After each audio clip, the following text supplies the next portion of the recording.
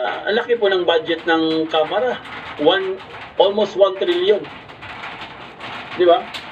Ang budget kasi sa akong tanawa, sa aking paningin po ay depektibo in the sense na ang approved ng Kongreso na total budget amount. Kasi ako sa total ako nakatingin eh. Sinasama ko yung unprogrammed appropriations. So ang total budget amount ay 450 billion pesos na mas mataas. Ang inapprove ng Kongreso mas mataas sa pre-propose ng executive or ng presidente.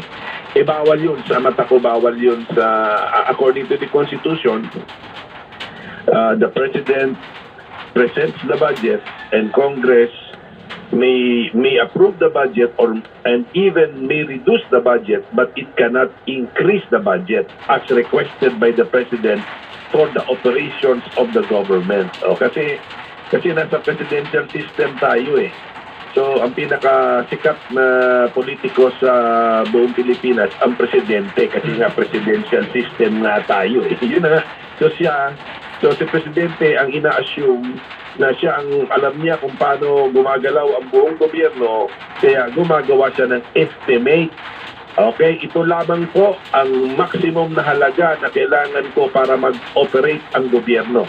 Tapos sasabihin ng Congress, hindi, dagdagan pa namin yan ng 450 billion pesos. Bawal na po yun. Pagmamalapis ba yun na maituturing senator? Lalo pa, di ba dapat na sa spending plan nga ng pamahalaan, di ba dapat itemized, Sen? Correct. Exception na lamang po itong yung nabanggit po ninyo. Ang general rule na talaga ngayon, pinagsisikapan na talaga na itemize. Pero sa totoo na buhay, kasi kahit tayo na mag-budgeting tayo sa bahay natin, sa household level, sometimes meron tayong tinatawag na contingency fund na hindi na natin yan ma-itemize. Yan na yung pinaka-specific na description ng gastos mo. Yan, contingency fund. So, meron pa rin mga tinatawag na lump sum sa budget, pero sinisikap na ng Kongreso na iwasan yung ganyang klaseng pagla-lump sum. So, ina-itemize. So, pati naman yung unprogrammed appropriations, itemize po yan, nakalinya din po yan. Except that, ang aking position is, merong very specific na nakasulat sa Constitution eh. So, maski na disagree ang mga mambabatas, hindi agree, hindi kami sang-ayon sa nakasulat sa Constitution, wala kaming magawa kasi di naman batas yung Constitution na pwede namin i-amend. So, kailangan i-amend yan ng taong bayan. So, kung meron nakasulat sa Constitution na hindi sang-ayon ang mga mambabatas, wala kaming choice kundi sundin pa rin ang Constitution. O ano yung sinasabi ko na nakasulat sa Constitution? Ulitin ko, ang sabi sa Constitution, ang presidente ang magsasabi kung magkano ang kailangan niya sa pagpapatakbo ng gobyerno. At ang Kongreso, pwede itong i-approve, pwede itong bawasan, pero hindi pwede itong dagdagan. Anong ginawa ng Kongreso ngayon? Yung suma total na hiningi ng presidente ay dinagdagan ng Kongreso ng 450 billion pesos. Ganyan kasi 181 billion pesos ang kanyang hiningi. Ano ang binigay ng Kongreso? 730 billion pesos. So, tinaasan ng Kongreso yung hiningi ng presidente. Pero pagdating sa unprogrammed, Admar MJ, pagdating sa unprogrammed, sinikap din naman na maging itemized yan. Itemized din po yan. Hindi po lump sum yan, itemized. Ang aking issue lang, ang issue ko ay hindi dahil sa lump sum ito. Dahil ang issue ko ay hindi dahil sa hindi ito itemized. Ang issue ko ay tinaasan ng Kongreso by 450 billion pesos yung hiningi ng presidente. Bawal yun. Nasa Constitution, bawal yun. Grabe. Himay dito. Pwede lang niyang babawasan, hindi pwedeng dagdagan. So kumbaga, nabanggit mo kanina, mahigit 400 billion pesos ang nadagdag sa orihinal na panukala ng executive. Yes, 450 billion pesos. 450 billion. Niya for 4 trillion yan. I-estimate na lang natin 4 trillion yan pesos. Tapos meron tinatawag na automatic appropriations. Yun yung sabi ng BBM. Wala na kayong choice dito kasi may mga batas kayong pinasa na sinabi ninyo na kailangan ilaan ito. Pang-retirement, ganyan. So, 1.7 trillion yun. Kaya nga naging 4 plus 1.7, kaya yung budget 5.7 trillion. Tapos may pangatlong pandugtong pa yan, unprogrammed appropriations. Ang sinubmit ng executive sa Kongreso, 281 billion ang kanilang level sa unprogram. Okay. Pagpasa ngayon ng Kongreso, pagdating sa new program appropriations, wala tayong problema. 4 trillion din ang pinasa namin. Pagdating sa automatic appropriations, ganun din, 1.7 trillion pesos din yung pinasa namin. Pagdating doon sa pangatlo na parte, yung unprogrammed appropriations, ang pinasa ng Kongreso, 730 billion pesos. Dinagdagan ang proposal ng Presidente by 450 billion pesos. Appropriations din yan. Tatlong klaseng appropriations yung binanggit ko po, mga kababayan.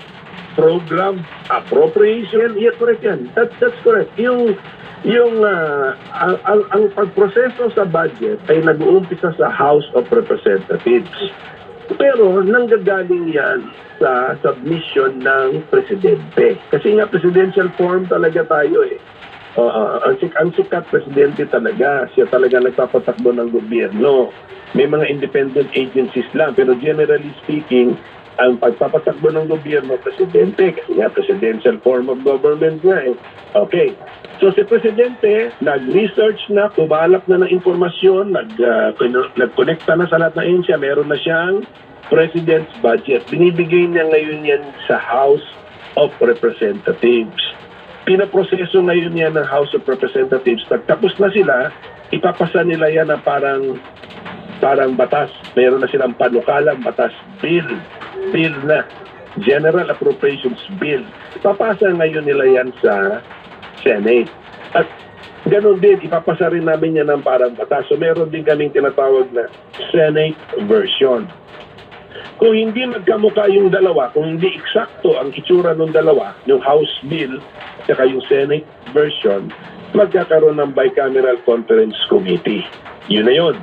Tama ngayon yung sinabi mo, Admar or MJ, yung sinabi ninyo na nung pumasa ang budget sa House, yung unprogrammed appropriations, ang level niya, 281 billion pesos. Grabe. Yung pumasa ang budget sa Senado at sa Senate version, ang level ng unprogrammed appropriations?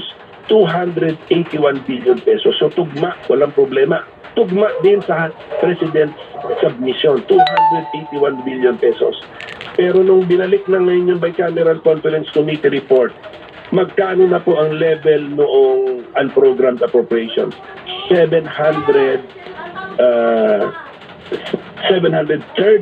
billion pesos. Grabe. So doon biglang magbago. So sa yung President's budget 281 billion pesos. House version 281 billion pesos. Senate version 281 billion pesos. Final version after BICAM 730 billion pesos. So, yun po ngayon, ganun po kasimple ang ating presentasyon sa taong bayan at sa Supreme Court if ever makafile po tayo ng petition to question this. Para once and for all matapos na itong issue na ito kasi nakikita ko po yung trending. 3 taon na po ito na parati na pong kinakargahan ng unprogrammed appropriations. Grabe. So ganun ang reasoning nila na hindi naman yan kasama sa budget. Paano naging hindi kasama sa budget yan? Sinasubmit nga ng Presidente yan. Pati sa law na pinapasa namin, kasama din yan. Tapos sasabihin mo hindi kasama sa budget. And paano po mahimay, Senador, kung halimbawa nagtugma yung inyong bersyon sa Kamara, sa Senado, pero pagpunta doon sa BICAM biglang naiba, wala nang may panahon pa ba na himayin nyo yun? Di ba? Naghimay na ang Kamara dito. Sa Senado, naghimay din kayo. Tapos bigla dito sa BICAM, ganito na yung proposal. Sino nang hihimay doon? Correct, kasi masyadong ang mabilisan masyadong mabilis. Kasi nga parang magugulat ka. Laki nun, halos lampas doble yun.